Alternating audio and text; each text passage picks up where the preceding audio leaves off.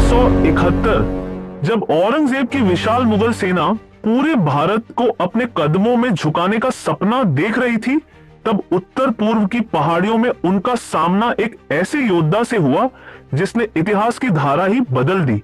एक ऐसा सेनापति जिसने साबित किया कि देश की मिट्टी का कर्ज खून के रिश्तों से कहीं बड़ा होता है।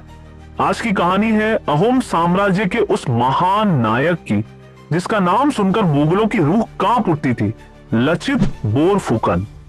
मुगल बादशाह औरंगजेब ने असम को जीतने के लिए राजा राम सिंह को 1 लाख से भी ज्यादा सैनिकों के साथ भेजा। मुगलों के पास हजारों घुड़सवार, शक्तिशाली तोपें और आधुनिक हथियार थे, लेकिन उनके रास्ते में चट्टान बनकर खड़े थे लचित बोरफुकन। लचित जानते थे कि खुले मैदान में मुगलों की विशाल सेना का मुकाबला करना नामुमकिन है, इसलिए उन्होंने ब्रह्मपुत्र नदी की लहरों और घने जंगलों को अपनी रणभूमि चुना। मुगलों को रोकने के लिए रातों रात एक सुरक्षा दीवार तैयार करनी थी। लचित ने इस काम की जिम्मेदारी अपने सगे मामा को सौंपी थी।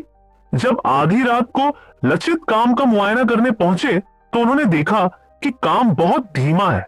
मामा ने थकावट का बहाना बनाया तो राष्ट्रभक्ति से ओत-प्रोत लचित ने तुरंत अपनी तलवार निकाली और अपने ही मामा का सिर धड़ से अलग कर दिया। उन्होंने दहाड़ते हुए कहा, मोई देख, ओत कोई मोमे डांगोर नो है, यानी मेरा मामा मेरे देश से बड़ा नहीं है।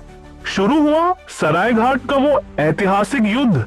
लचित उस वक्त बहुत बीमार थे, उनका शरीर साथ नहीं दे रहा था, लेकिन उनका हौसला आसमान छू रहा था।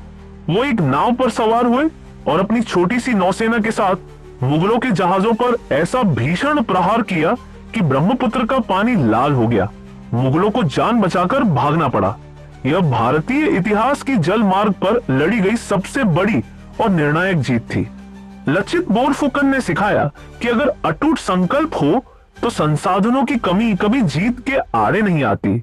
आज भी नेशनल डिफेंस एकेडमी यानी एनडीए के सर्वश्रेष्ठ कैडेट को लचित बोरफुकन गोल्ड मेडल दिया जाता है। क्या आपको लगता है कि इतिहास की किताबों में हमारे इन महान योद्धाओं को वो सम्मान मिला जिसके वो हकदार थे? अपनी राय कमेंट में जरूर बताएं। जय हिंद।